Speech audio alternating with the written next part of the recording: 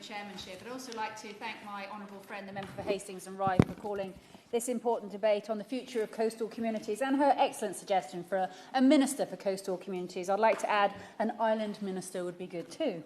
I'm going to address 3 points: why coastal communities are special, why they need support, and how we can support them.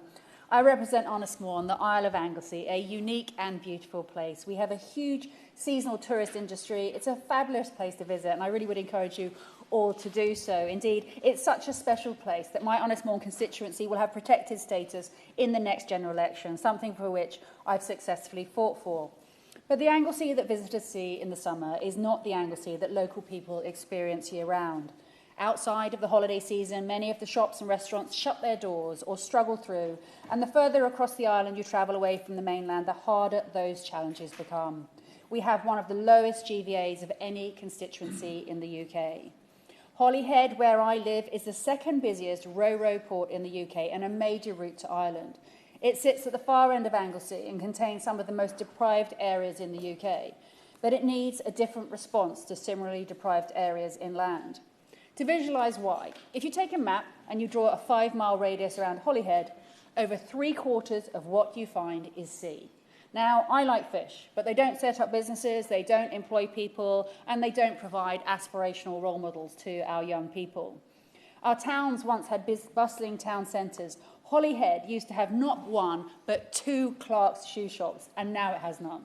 But the loss of major employers like Wilver and Anglesey Aluminium has decimated local employment, and that is why so many end up in low-paid seasonal jobs or leave to seek careers elsewhere, draining our communities, taking away our precious Welsh language and our culture.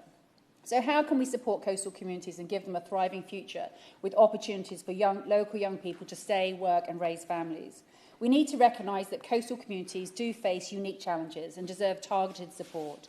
I recently supported Anglesey County Council's Levelling Up Fund bid for £17 million to regenerate Holyhead Town Centre, and this investment would put the town centre back in the hands of the community, funding heritage projects to attract locals and visitors, supporting new businesses and offering secure, quality employment to our young people.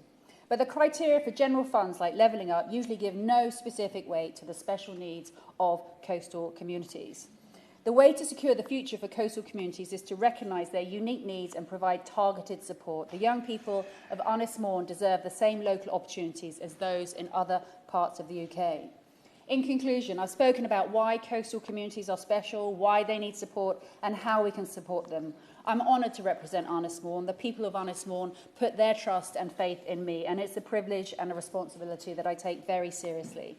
Anglesey is also my home. It's one of the best constituencies in the UK. My father had to leave Wales to find work, and I'm working hard to ensure that young people right across Anglesey have a future, and that future is on Anglesey, a coastal island community. Diolch yn fawr.